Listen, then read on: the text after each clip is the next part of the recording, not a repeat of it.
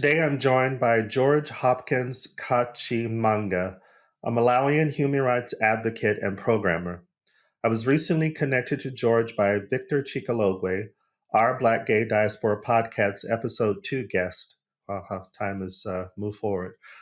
And I look forward today to conversing with George and learning about his advocacy, his career, and his other interests.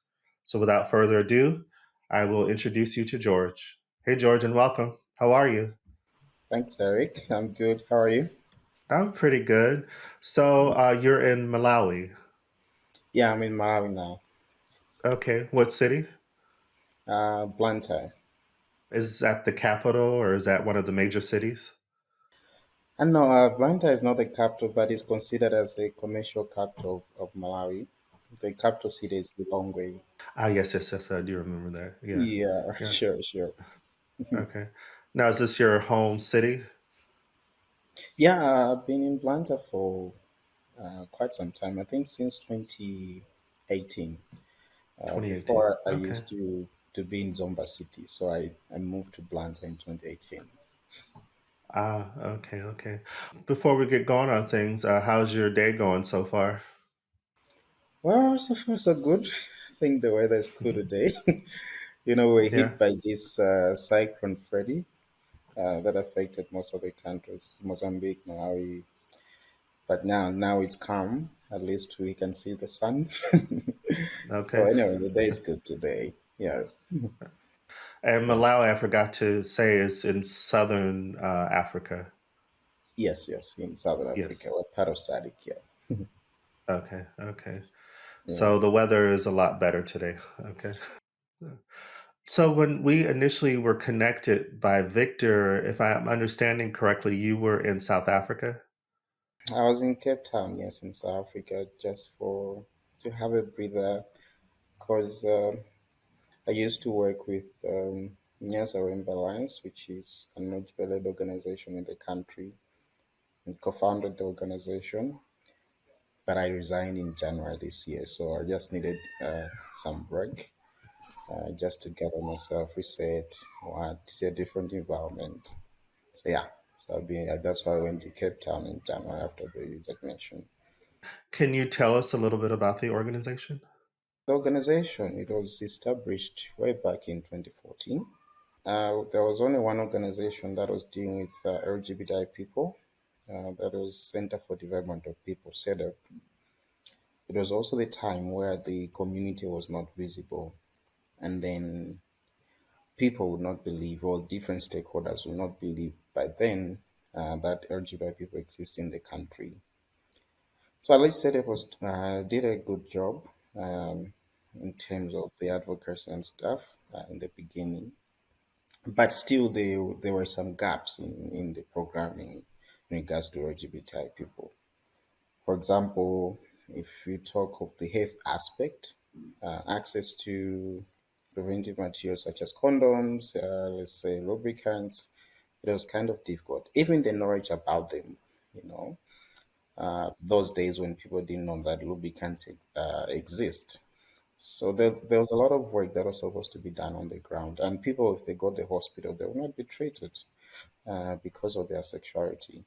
So that's why the movement was established by them to reach those people that couldn't be reached, for example, by SEDA. Formally, because by then, with the time that the guys the movement was starting, I was still in college until I graduated in 2015. So in 2016, that's when we came together with the guys to formally establish the organization and started putting things together. But when we tried to register the organization, the Minister of Justice denied the registration because one of the issues that the organization was built on was visibility. As I'm saying, that the LGBT people were not visible, so we wanted to enhance the visibility for the LGBT people in the country. So when we wrote the constitution to the Registrar General of organizations, of companies, we express it, okay, in terms of the objectives that we want to advocate for freedom of association of the LGBT people, and so on and so forth. So, because of that, they rejected, citing that the membership practices are considered illegal. They thought that we want to promote same sex marriages and the like. So, they denied the registration. And because of that, we decided to seek a judicial review. The case has been in court since 2017 up to now. We were only given one audience by the court because it was referred to as a constitutional case. But we have seen it grow over the years. We have seen a lot of LGBT people being visible. We have seen a lot of advocacy, both at national and international level. We had the first Pride 2 years ago. Oh, Yeah, wow. the first one was indoors because we didn't know what was going to happen. And then the second one we tried that we should people should go in the streets, and then in the Mhm. capital city. That's where the parade happened. But it was okay. It was quite beautiful. It was quite peaceful. So you're a pioneer. You're the one that's getting this ball rolling in Malawi of being visible as LGBTQ plus citizen. That's amazing.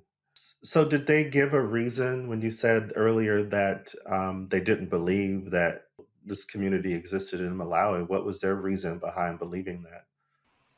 LGBTI programming was being done by organizations that were not led by the community. So it's like you're having people represent you in different spaces. So they will be asking, okay, you're saying that there are LGBT people in the country. They need A, B, C, D. Where are they? They need to claim the space. So it was not easy for people to come out at that time.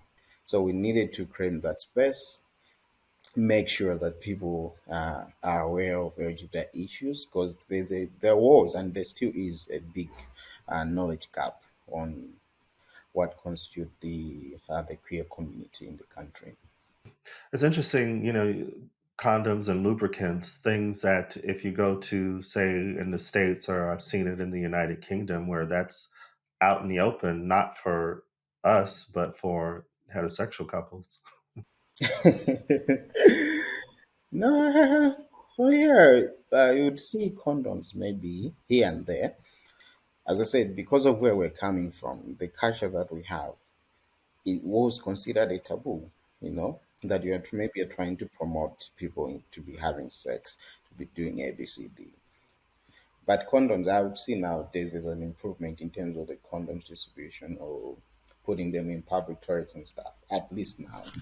But before, it was a very big issue. So yeah. So is this also connected to religion?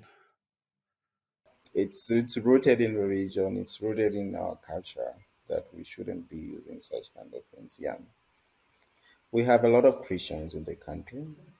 We also have a lot of Muslims. But in terms of the Christians, it's the Catholic Church is the one that is more dominant. What was the process for you emotionally when you decided to become public, saying that we need the LGBT community in Malawi needs to be visible? What was that like for you personally? All the time that I spent in university uh, and during undergrad, I never had an encounter with an LGBTI person. It didn't mean that they didn't exist in the college. They existed, and most of them we ended up knowing each other after college. So, oh, okay, fine. Here you are. Here you are. You see. There you are. That's who you are. Yeah. So it was that space where I wouldn't just come out, out of fear that okay, if I do this, what will the people say? Maybe you might be expelled. Issues like that. So it kept burning because at the same time you wanted to be connected to people who you can talk to easily. So that platform was not there. When I was close to graduation, I thought, okay, fine. Why can't we join together, start a movement, have an organization that should speak for the people? It should be the voice of the voiceless. Should ensure that the community is visible so that they're easy to network, easy to support one another.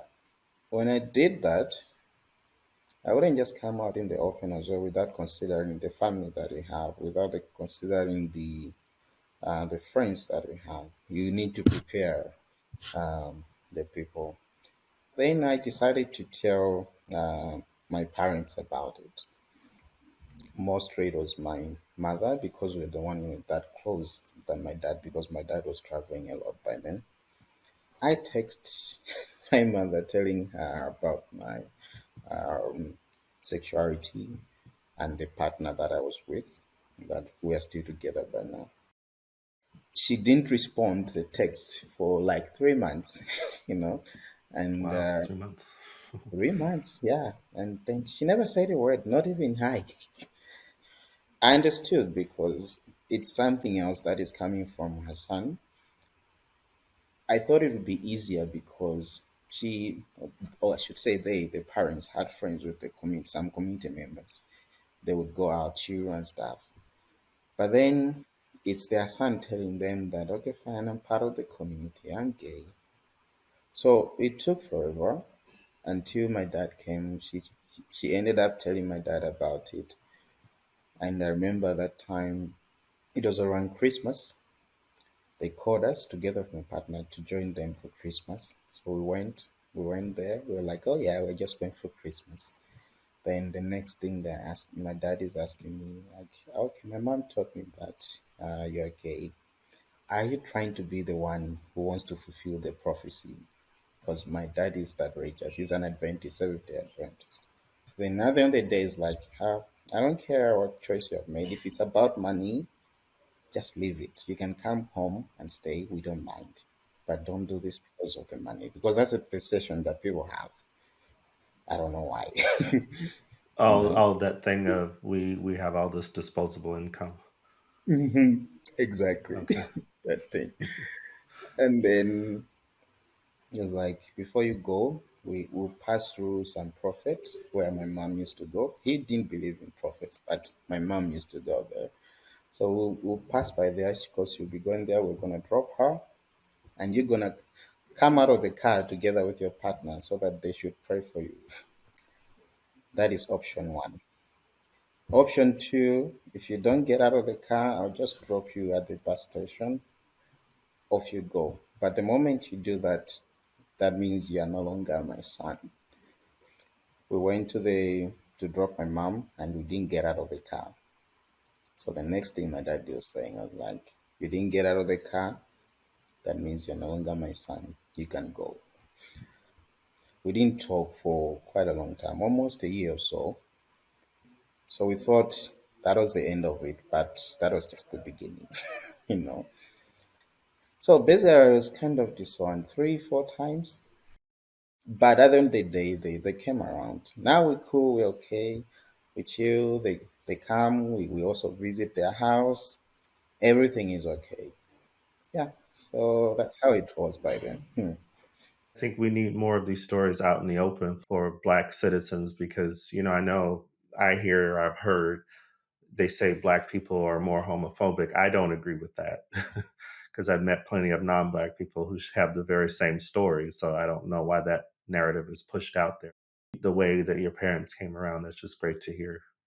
It's about knowledge. There's a knowledge gap. We have a lot of work to do in making sure that people understand the issues surrounding LGBTI people. Once we bridge that gap, it'll be easy over time. We rush into fighting the law. I'm not saying it's a bad idea, but we can have a law, yes, that is favoring the LGBTI people.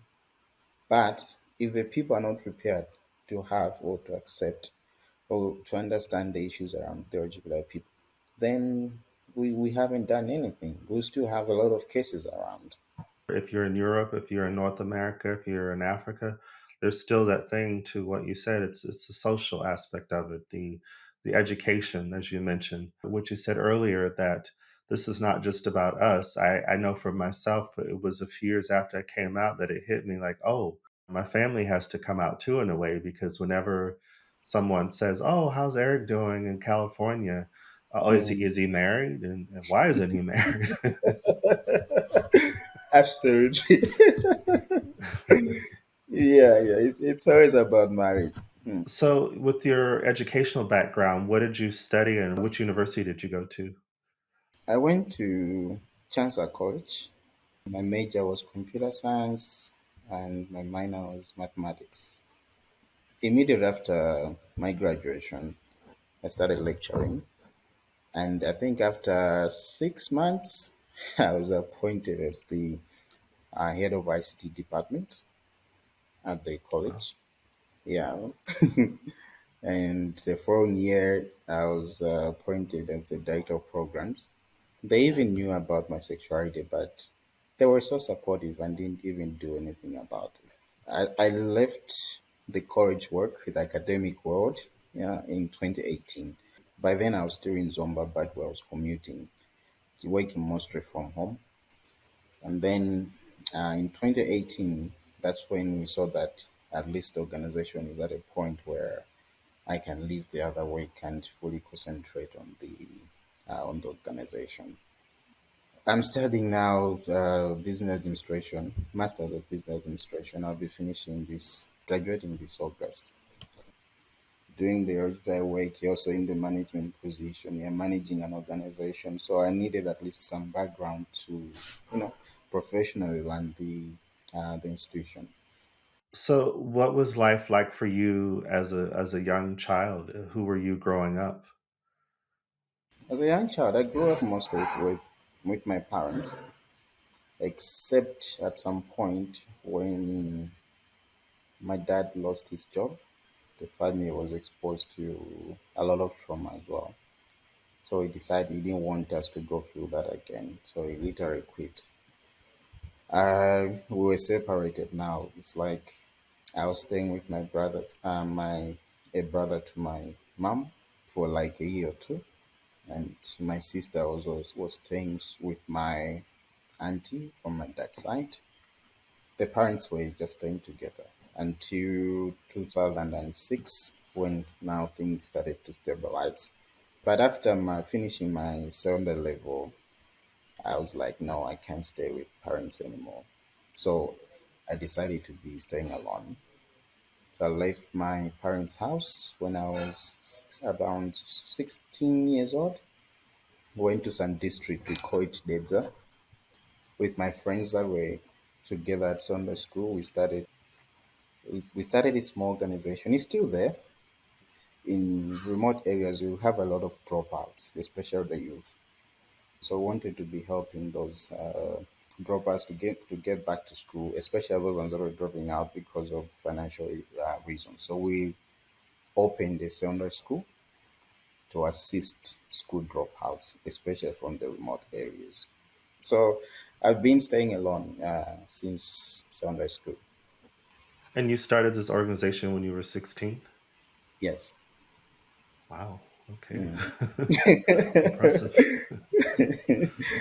By then, if you finish secondary school, there used to be a 1 year, 2 years gap before you start college. So I just wanted to see that I'm doing something that is productive, that is helping the community. Sounds like you've always had this ambition to succeed, but also to help those around you. Yeah, if you help your neighbor, everything is gonna be fine. Everyone will be happy at the end of the day, you know. So, when did you become aware of your own same sex attractions? Wow, that's a long time ago. um, I still have some memories when I was a little kid, somewhere around 5, 6 years of age. When you play around in those ages, you know who to play around with when kids go play. Yeah, so that was then, but it was that kind of childish thing. And then you'd see you're getting into secondary school, you're still growing the feelings, you know. But literally, there's no one to talk to. It was just something that you're keeping to yourself.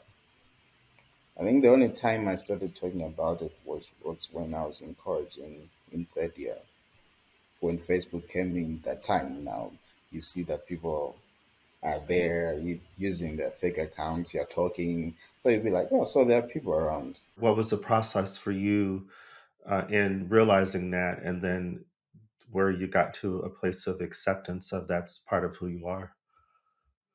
I didn't struggle about it because it was too clear for me, and I didn't have room to be confused. No, but I remember, of course, at some point where, for the experimental part, I was like, let me date a girl. Yes, and that usually lasted 2 weeks, the relationship. Yeah, but it's something that I wasn't confused at all. I would say the only thing that I was missing that time is to have people to talk to, people within the community that you can talk to. That was the only piece missing in me, but not the confusion. No, it's never happened. Now, you've mentioned your partner. How long have you been together? We've been living together since 2016. Before moving together, we dated for like 2 years as well, like 9 years. But out of those 9 years, we've been staying together for the past 7 years. He also had some issues because the parents passed away. He was mostly supported by the brothers, his brothers. And then after realizing his sexuality, they had to chase him. So he was kind of in exile for quite a while. So we kept encouraging each other, but there's nothing I could do by then since I was still in college. So when I finished college, started working because when he was in exile, I was like, you need to have a purpose in your life, right? So I asked him whether he wanted to do business or whether he wanted to proceed with school. After a careful thought, he said, no, I want to do school.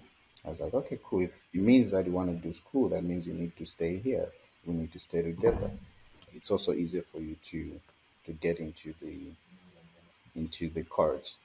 But then he started accounting up to diploma level. That's when he stopped. Then he taught me, okay, I'm doing this because you asked me to do it, but I really want to do nursing because that's been my dream. That's what I want to do. Because the mother, before she passed, she was a nurse by profession, and he wanted to continue the mother's legacy. So he enrolled for nursing some four years ago.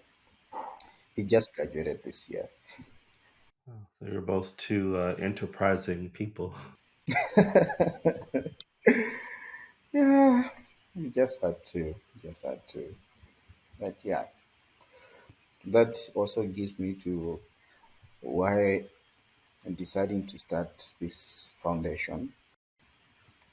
It's one of the issues that we want to focus on is economic empowerment of the LGBTI people. It's a narrative that most people run away from because when we say economic empowerment, what comes to people is you want to give money maybe for startup of a business and stuff. No, that's not it. If an LGBTI person is economically empowered, it gives another sense of power, whether at a family level, community level, national level, international level. Unlike someone who is not economically empowered, they don't have a voice. So you need people to stand out. But how do you make them stand out? You need to empower them in different aspects, but one of the strongest aspects that the community has to be empowered is economically. To see the community being associated with these aspects. I know the LGBT community loves drinking, likes having fun. No, we can do more than that.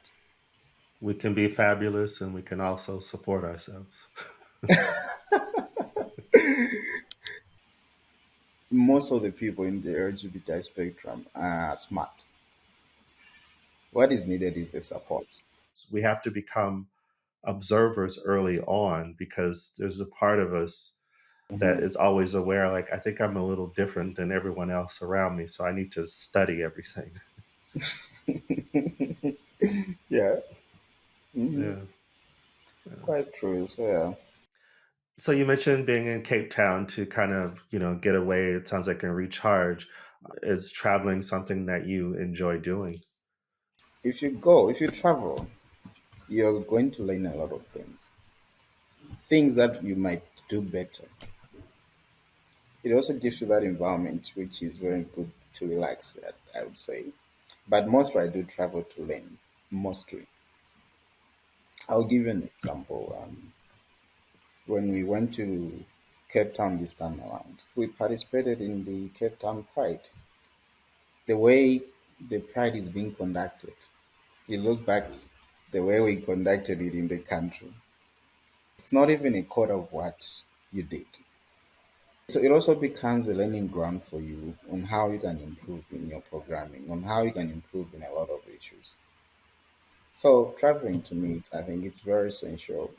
And I really encourage people to really travel and see out the world, see what is happening on the other side. Do you have a favorite city or outside of Malawi or country that you like to visit?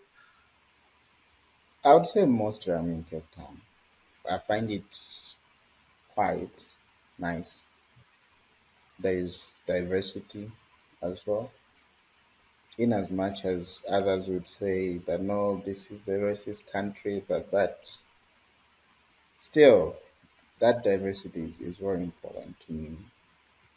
Being one of the safe, I would say safe cities as well. That's why I like going there. What makes Malawi unique and special, like as far as culture or food, fashion? Oh, the people are beautiful people, you know. And we also have nice places to visit. You know, the Lake Malawi. It's one of the lakes that has fresh waters in the world. Over 2,000 species of fish. The mountainside, the tea fields. But most people, when they come here, the first thing that they want to do is go to Lake Malawi. You know. Okay, I have to look that up. And how many languages do you speak? Just English and Chichewa. Chichewa is the vernacular language, the national language. Am I allowed to ask you a question? Yeah.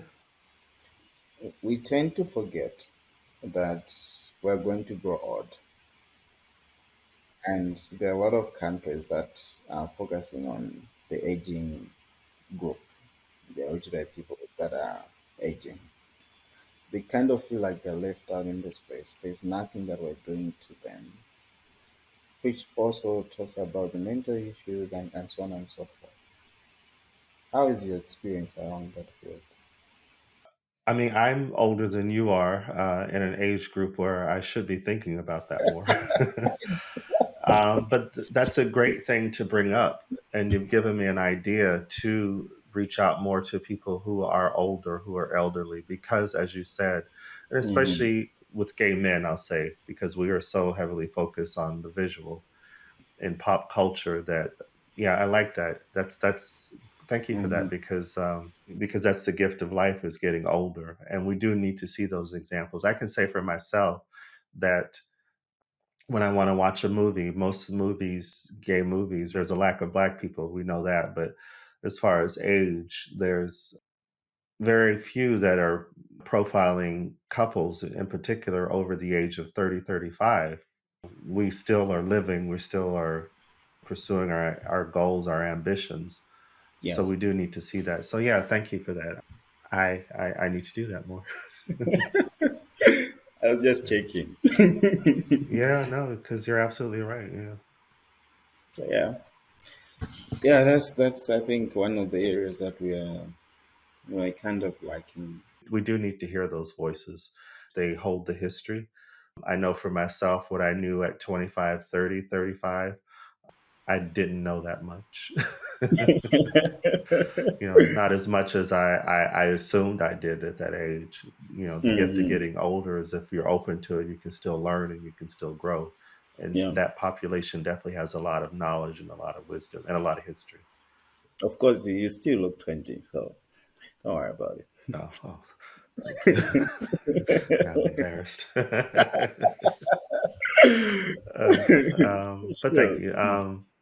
And I was going to say the same thing because I don't know how old you are, but when you were mentioning timelines, because I saw your Instagram and I'm thinking, I don't know how old he is, but he looks really young. So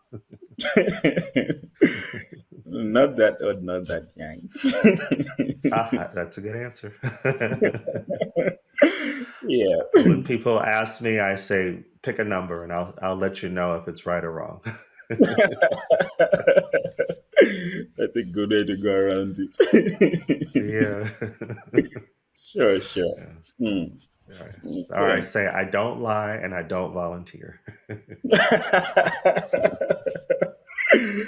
Yeah, it's okay. It's a good approach. Yeah, yeah. But I am grateful. The gift of life is getting older. So yeah, there's a lot of gratitude in that. Yeah. So but anyway, I want to thank you so much for Hmm. coming onto this platform and thank Victor for connecting us and ask you if there's any final thoughts or insights that you want to share.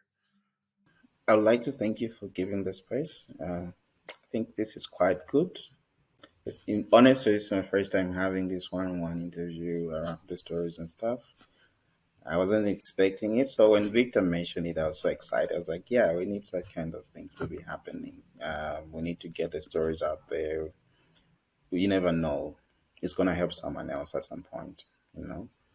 So thank you for this space, and also just to encourage the community that they are not alone. Um, we are always there to support one another. In case maybe someone feel like they are kind of trapped in a certain space that they don't want to come out of it, just reach out. It might be someone who is around there in the country or whatever, but there's a whole lot of network around the world and a lot of people that are willing to help and support. Just know that you're not alone, and yeah, let's strive and be happy. Yeah. Mhm. So Speaking of networking, where can we find you online? I think I'm almost everywhere. So it's easy. Just type a name. You find me Facebook, on Twitter, on Instagram, on TikTok. I'm everywhere. So All right. quite reachable. Okay. Well, I'll make sure to share those links when this episode loads.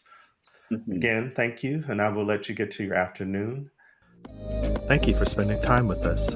If you enjoyed this episode, please rate, comment, and subscribe. Share with your friends too.